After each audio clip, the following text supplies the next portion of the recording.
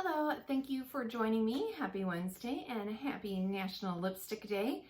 And you may have guessed we're going to talk all about lipsticks today. Let's start with how do you choose your lipstick?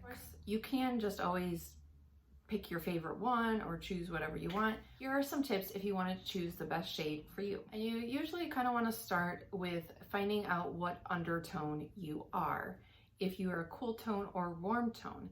And the best way to do that, or the easiest way, is to go out in natural light and look at your veins right here. If you're seeing more of the purple blue, then you are cool tone. And if you're seeing more of golden green, then you are warm tone. And of course, you don't have to go along with this when you are picking lipstick. These are just kind of guidelines. You are cool tone if you have the bluish purple veins. Then you want to look for colors that have a cool undertone, that kind of have a bluish purple undertone. If you had the more golden green veins and you're warm, you want to look for lipstick that has a more warm undertone, more oranges based. And I think a little tip to help the colors look the best on is to apply a concealer or a foundation over your lips to kind of cancel out any of the natural color you have. That just kind of cancels out the colors. And then we're gonna go into the different shades in warm and cool undertone. But let's just start with nudes. I like to, if you're trying to pick a color to wear, I like to limit it to 3 colors because otherwise there's just so many choices. So if you narrow it down to 3 colors, and actually instead of swatching it, like you can swatch it on your arm to see the color ranges, but if you're wanting to see what will look best on your face, it's better to use the pads of your finger. They're more closely match your lips, and then you can hold it up. So I have 3 nudes here. This is the Yves Saint Laurent. Then we have a Tarte and Ofra. Going into the undertones right now, we will do that, but I'm just going to put each one on pads of my fingers. I have 3 here. And then what I can do is I can hold them up and then you can kind of see what one you think will look the best. So I am wearing cool tone colors on my eyes today. So you can also look at that if you want. So I have a cool vibe going on, and also I am cool toned. But if I hold this up, this one is more orangish. This last one definitely has, I think, more blue undertones. And this one, I think, kind of washes me out. So I'm going to choose this one. So that's kind of one way that you can look at what colored lipstick to put on with your look that you're going with. I'm actually going to put this one on. Here I have the 3 nudes. And can you see a difference? This is a red piece of paper, and if I hold those up, I think that you can see that the 2 outer ones kind of match that more there's a little bit more of a warm reddish undertone piece of paper, that they kind of look opposite, those 2, and then the middle one kind of goes more along with that, and I feel like looks better and it has a better vibe, kind of matches that better, so that shows that it's a cool undertone. I have swatched this blue and red from the PUR Kristi palette, and the pink is, this is Too Faced Melted in Melted Peony. And so you can compare them this way too. You have this side by side of the blue.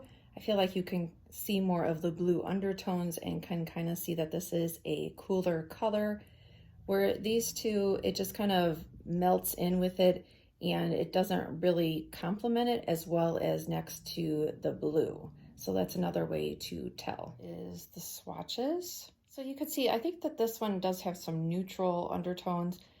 You couldn't really wear it both ways, but definitely I feel like these 2 complement each other a little bit more. So in the middle here, I have NYX Matte Lipstick, and the color is Shocking Pink. So in between these 2, can you tell which, if it's warm or cool? It complements the blue more, And so that is a cool color. On the outer two swatches here, it's a little more reddish pink, and I think that you can see that right away, but this is IT Cosmetics Wish List. And you can see that it's almost really red. So this one, I think you can see that it definitely has the warm undertones. It almost matches the red. You could definitely wear this one, but it just kind of depends on what look you're going with that one. So that one actually seems like a very neutral, kind of reddish, pinkish tone that probably anyone can wear. This is the PUR Barbie collab, the pink. And I think that this is a good example of definitely a cool tone pink versus the red there. We're gonna do kind of wine burgundies, and then we're gonna end with red. And hopefully that this is enjoyable and informational. So here we have, this is Too Faced Drunk Dial. The middle one is NYX Butter Lipstick in Ripe Berry. And this last one is Bite Beauty in Liqueur. Oh, in Licorice. So again, let's hold up our red paper to see those undertones. And can you tell which one has red undertones and which one has the blue undertones? That is cool. Okay, so here's the red again. And this last one, the Bite Beauty, has the red undertones. Can you see that? The middle one, I think, has a little bit of both and cool and warm undertones. Here we have the blue again. And can you see how that first one, the Too Faced, definitely has a berry kind of purplish blue undertone. And the last color category that we are going to cover today is red. This first one is Clinique Pop Cherry Pop. And this other red right here is NYX Simply Red Lip Cream, and the color is Russian Roulette. And I think that these are really good examples of warm and cool.